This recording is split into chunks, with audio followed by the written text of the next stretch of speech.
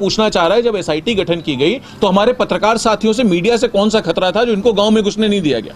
आपसे कौन सा खतरा था पत्रकारों से? आप बताइए। कैमरामैन और एक पत्रकार अगर चला जाता तो ना 144 का उल्लंघन था, ना लॉ एंड ऑर्डर का उल्लंघन था, ना पीस का उल्लंघन था। लेकिन मीडिया जो चौथा स्तंभ है डेमोक्रेसी का, उसके भी खिलाफ साजिश सरकार रच रही है, लगातार काम कर रही है उसके खिलाफ। नहीं, हम तो सबसे मिल रहे हैं, हर एक जगह गए, सबसे के साथ काम किया। अभी भी एक बहुत बड़े वकील साहब है, उनसे मिल के आ रहा हूं। उससे पहले हमारे फिरोज साहब के यहाँ कार्यक्रम था, उसके यहाँ गए। हमारे विश्वकर्मा जी के यहाँ था, उनके यहाँ गए। कुशवाहा साहब के यहाँ कार्यक्रम रखा था, उन्होंने किया। बबलू जी ने कार्यक्रम रखा, उनके यहाँ किया। हम 15-16 कार्यक्रम कर रहे हैं। हाँ, ये बात सच है कि कल हम लोग जब बहुत दुख हुआ, दिल दुखता है देख करके कि जब हम लोग रेणुका धाम पहुंचे।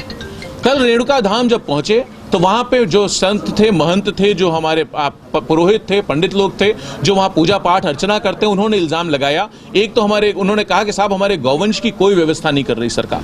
गौवंश के नाम पे ये लोग बड़ी बड़ी बातें करते हैं, लेकिन व्यवस्था में पूरी तरह फेल है।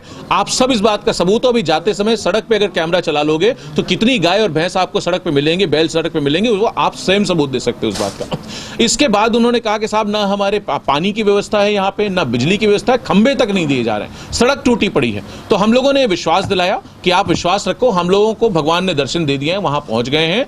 ये हम विश्वास दिलाते हैं कि समाजवादी सरकार मार्च 2022 में बहुमत में बनने जा रही है। अप्रैल से काम शुरू होगा रेणुका धाम पे, ये मैं विश्वास दिलाता हूं। सिर्फ गोंडा की बात क्यों करते हो आप? गोंडा में पुजारी पे हमला हुआ, बहुत निंदनीय है, उसकी सख्त आलोचना करता हूं, सख्त खिलाफत करता हूं। उससे सिर्फ गोंडा की बात नहीं है, उससे पहले आप देखो ना, उससे पहले क्या निर्वेंद्र मिश्रा की हत्या नहीं हुई?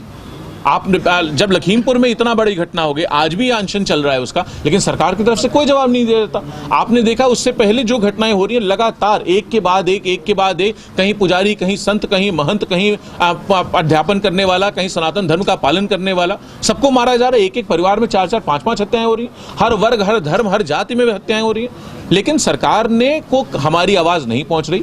सत्ता का अहंकार इतना ज्यादा हो गया है कि आम आदमी की आवाज, आम नागरिक की आवाज, उत्तर प्रदेश की जनता की आवाज इस सरकार तक नहीं पहुंच रही है।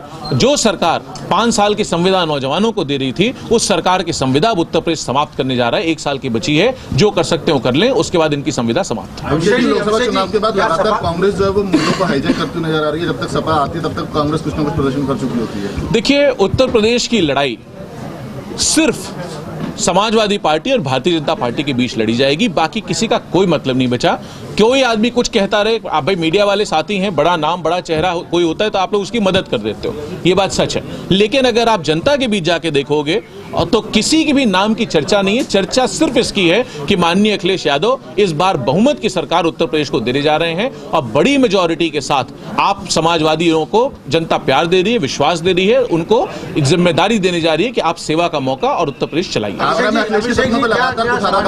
मंदिरों की राह पर है जी, मंदिरों की राह पर है समाजवादी पार्टी भी। क्या नहीं, समाजवादी पार्टी समाज के राह पे, समाजवादी पार्टी संविधान के राह पे, समाजवादी पार्टी उत्तर प्रदेश और हिंदुस्तान को आगे बढ़ाने के राह पे, जो कॉन्स्टिट्यूशनल डेमोक्रेसी के हमारे नियम कानून है उनके राह पे, सोशलिस्ट सेक्युलर डेमोक्रेटिक रिपब्लिक की राह पर है। समाजवादी पार्टी हर धर्म, हर वर्ग का सम्मान करना जानती है और अगर जहां भी कहीं किसी भी सवाल ऐसा आएगा, कोई किसी वर्ग से होगा, उसको सम्मान महसूस होगा, उसकी ताकत महसूस होगी, उसको लगेगा ये सरकार बिना किसी द्वेष के, बिना किसी भेदभाव के चल रही है और सबको ताकत मिल रही है। देखिए, नाम बदलने में तो सरकार एक्सपर्ट है।